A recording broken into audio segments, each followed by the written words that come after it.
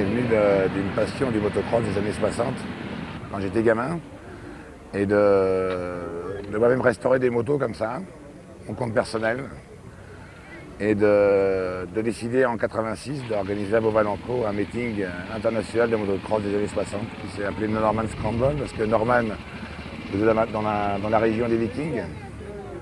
Et Scramble, c'est la première appellation du motocross en Angleterre dans les années 50, qui est devenue en 70 l'appellation originale motocross. Donc Norman Scramble, quoi. 3, 2, 1.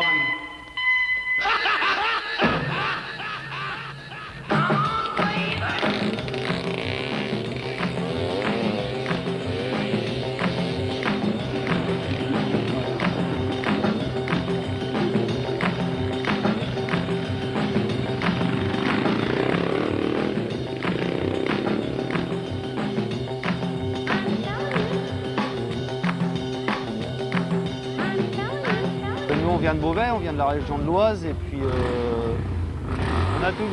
on a toujours couru en cross. Moi, j'ai fait les championnats de France à l'âge de 16 ans. Ça va être 3 jours, entendre des bruits de moteur. Il y a des réglages qui vont durer jusqu'à 10h30 du soir. Hein. Et les seules machines fiables à l'époque, c'était que les motos anglaises. Et au point de vue prix, c'est dingue. Maintenant, une machine comme celle-ci, ça vaut 120 000 francs. Et sans le moteur, la partie cycle vaut 70 000 francs.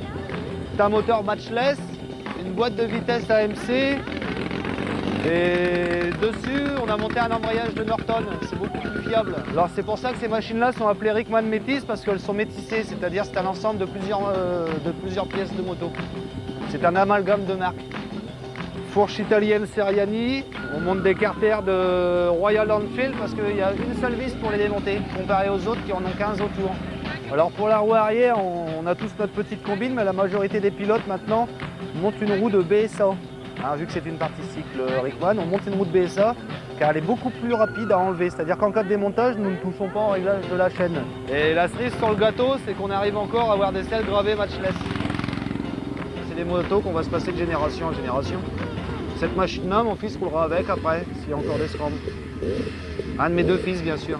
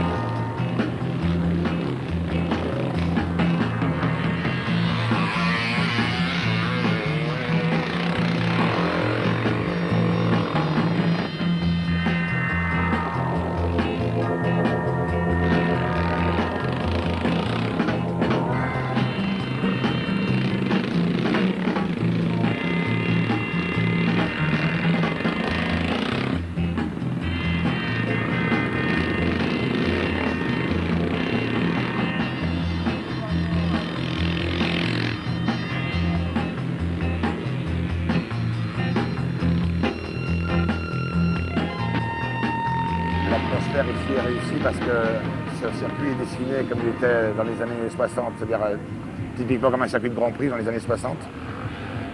Et donc c'était beaucoup de grandes cours, du pilotage fin, c'était pas les doubles sauts. Pour moi la moto c'est par terre, c'est pas en l'air. C'est une autre discipline, c'est un autre sport, pour moi c'est pas du motocross.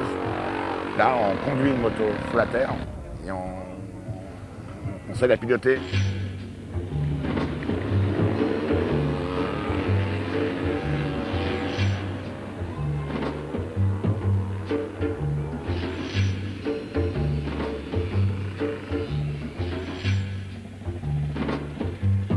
Le motocross, ça a changé beaucoup. Quand je faisais, pour commencer le scramble, puis le motocross là, c'est tout à fait autre chose. Aujourd'hui, les motos, surtout le terrain, ne sont pas du tout la même chose. Maintenant, la suspension est beaucoup plus longue, alors il peut faire des sauts beaucoup plus haut. C'est tout à fait autre chose.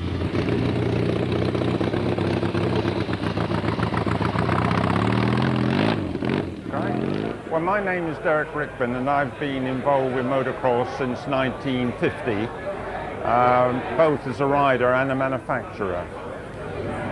Well, I started riding 2 years later than Derek, in 52, I guess it must be 52.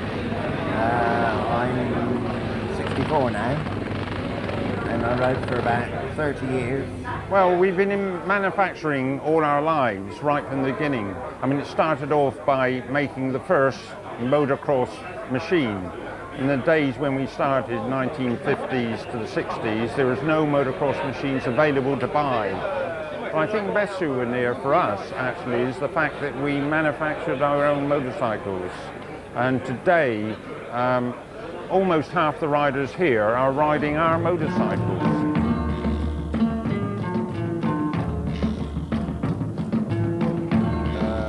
Aujourd'hui, pour moi, c'est la fin d'un siècle.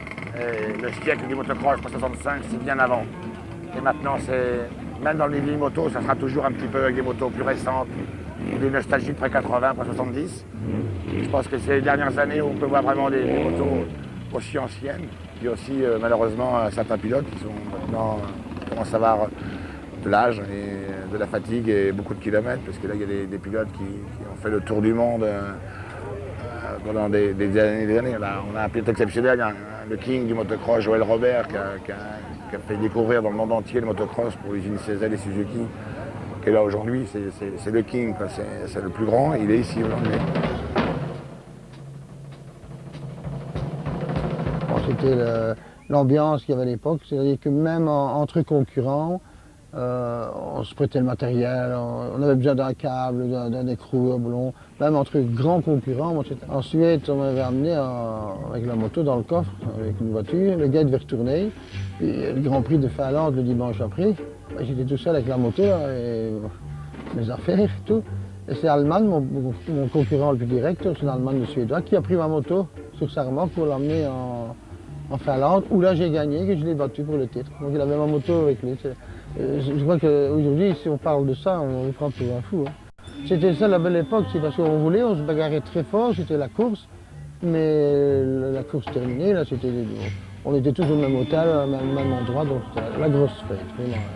On a eu quelques petits ennuis dans certains pays, on allait trop loin.